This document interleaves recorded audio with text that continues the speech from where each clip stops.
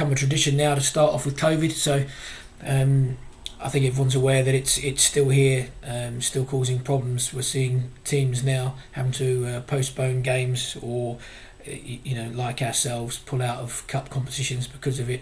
I think I've said before, it's here to stay. We might as well get used to it. So it's about how teams can adapt and what we can do to limit the impact when squad members are getting COVID. Obviously, it's harder for people at our level, where you've got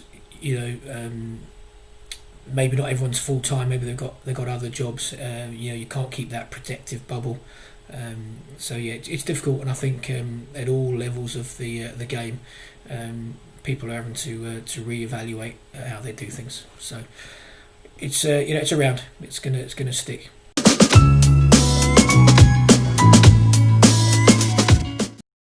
So the grant money has now been sorted. Previously, we thought it was coming from the government funds, but it's actually now coming from the National Lottery. So keep going out there and trying to win the lotto, because it's helping to support the teams. So we're pretty middle of the road. It's not enough to cover everything we need to do, but it's not leaving us with such a shortfall that we're gonna struggle. We're slightly luckier as well that we can still use our bar and our clubhouse facilities on match day, so we can generate revenue from there. Streaming, we're like other clubs, we're streaming, but alone that's not enough. But all these things gathered together with other things that we're doing at the club mean that we're confident that we're going to be okay. Some of the smaller clubs, are doing better, and some of the larger clubs are doing worse. I don't think it's fair to pick on the clubs that have actually probably got a bit of a windfall. It's not them that have turned around and said this is how it's going to be worked out. That's the way the FA, the league, and I assume the government have decided they're going to divvy up the funds. I do feel for the larger clubs. It feels like they're being penalised because they got a bigger fan base. I think we should all be aspiring. I'd love to be in the position that York are in, with the number of fans that they've got coming and the kind of support they get. We should be aspiring to that rather than trying to knock it, or not rally behind and support their view that they get a bigger gate. We're told from the get-go that this was here to support clubs and provide funds that they were missing from the gate. Now, I understand that it's a difficult equation. But once you've done the calculation once, I'm surely each month it's just pressing the button and sending the same funds to the same people. So I think it's a little bit unfair. If those clubs are, genuinely struggling because they're not getting the funds they need, then something needs to be done to address that. And we'll see what happens, because if this is set in stone and those guys are legitimately struggling, then we'll see that in the next 3 months at those clubs, those larger clubs in the National League and in the North and South will find it hard.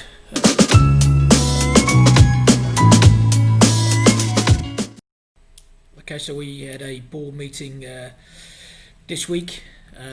Show you some clips of that in a minute. To be honest, not a lot going on. Like everything else in everyone's lives these days, it appears that COVID is the number one topic. So there is a bit on there, and obviously, most importantly, there's a bit on the chairman's favourite snacks. That tells you how busy we were on this meeting. But yeah. Here it is. Anyway, as I say, it's probably not as exciting as many of you would want, and probably not as exciting as the board would have liked it to be. But we are where we are. With no fans in at games, there's not really a lot of stuff going on that we need to concern ourselves with, other than the COVID ongoing situation. Yeah, so at the moment we're not expecting any more. The structure of the National Lottery grant is that they're committed to it for 3 months, October, November, December. It then gets reviewed, I guess, in September, start of January. And it will, if we still have to continue behind closed doors, then the grant renews. My understanding is on the next 3 month cycle. But I wouldn't be surprised if that were to change and they did it month by month after Christmas. But I think it should be seen for what it is. It was a nice grant from the National Lottery. Yeah, that helped a lot of clubs out, ourselves included. We finally got the documentation for the ground grading. Nothing on the doctor. I would say if Greg was here as well, seriously, you sort of got a poison chalice, if you like. I think the COVID roles turned into. But honestly, I think we're doing it as well, if not better, than any club I've been to so far. Seth, so you've taken over from Chris Knight, apart from the fact you failed to turn up for the first one. Yeah. What would be great, Seth, is tomorrow, if at some point before kickoff, I'll tell Paul Cox, the COVID officer, and I won't tell him which one. I'm going to say it's going to be Mick, Greg, or yourself. Yeah. You're going to randomly come in at some point before kickoff. Yeah. And again at half time. Yeah. Yeah. Just going to come in and get a view of where we are, that we are conforming to the social distancing requirements. There's no reason they shouldn't be. Okay. Treatment taken out of the room. Only the players playing are allowed in the room, and they've all got their pods. We can't use ours. You can't socially distance in it. Yeah, that's what I thought, because that was another question that Ken asked me. Why aren't we using our own coach? And I just said, well, it's only got 22 seats. We take 22. They can't socially distance. Yeah. David, I've just got one more really important thing to say to you. Go on. I've got your box of mini cheddars that you're after, all right? Which ones, though? Which ones? Not those bloody Branston pickle ones. Yeah, they're the ones. Oh my God, this is where this favouritism is getting far. I'm going to have a word with you, Mrs. Gary. No. She won't listen to you, Richie. No, hang on, bollocks. I asked you to get those Reason chocolates, not a hope in hell, mate. But the chairman gets Branston cheddars, which no one else eats. They're one of our best sellers, mate. Oh, they're rubbish, mate. They're always there. They're always there. Martin, we keep selling them. I have to keep plenty in stock. Do you eat them, Martin? Martin, do you eat them? No, they just draw your stomach straight out, mate. And they just see, no one eats them, mate, but he gets them to suck up to the chairman. They're worse things possible. Just look on the system, and it'll tell you how many we sold. All right. Yeah, and how many? All of them by David Mahoney. Because we ain't got nothing else to choose.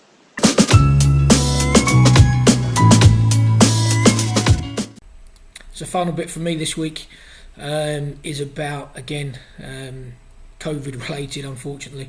But we're now starting to get to the situation where teams seem to be, and I don't want to say definitely, but we're seeing games called off, and then all of a sudden teams are available to play without any isolation period. So if there were enough concerns or tests are being done or whatever's happening with inside squads that deem they have to call a whole game off, they're obviously worried about a complete squad. Otherwise, they would just be isolating the players. So for a team to turn around on one day and say we can't play, and then all of a sudden they can play, the league's got to get a grip of that. The FA's got to get a grip of that. If people are reporting that they have concerns which would affect the majority of the team, then surely the majority of the team would be unavailable moving forward. Otherwise, you wouldn't be able to fulfil the initial fixture. It's not just in our league; it's across the board at the moment. I think.